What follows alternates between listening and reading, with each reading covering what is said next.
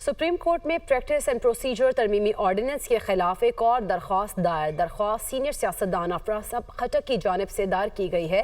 اصل practice and procedure قانون کے تحت بینچ تشکیل دیے جائے، ترمیمی آرڈیننس کالعدم قرار دیا جائے، درخواست میں استدعا کی گئی ہے۔ اسی پر بات کریں گے، یاسر ملک ہمارے ساتھ موجود ہیں۔ یاسر بتائیے گا۔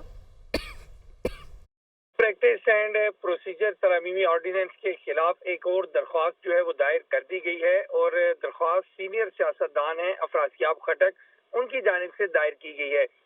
درخواست میں ان کی جانب سے یہ موقف اپنایا گیا ہے کہ اصل پریکٹس اینڈ پروسیجر قانون کے تحت بینچز تشکیل دیے جائیں، ترمیمی آرڈیننس جو ہے اس کو کالعدم قرار دیا جائے، اور آرڈیننس کے ذریعے شامل کیے گئے جو سیکشن 2 کو بنیادی حقوق سے متصادم جو ہے وہ قرار دیا جائے، اور سپریم کورٹ کے فل کورٹ نے پریکٹس اینڈ پروسیجر قانون کو برقرار رکھتے ہوئے ایک شخص کے بینچز کی تشکیل کے جو اختیار ہے اس کی نفی کی تھی۔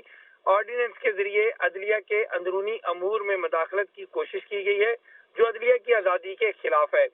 یہ درخواست جو ہے یہ آج دائر کی گئی ہے، اور سینئر سیاستدان ہیں افراسیاب خٹک، ان کی جانب سے سپریم کورٹ میں آج یہ درخواست جمع کروائی گئی ہے۔ جی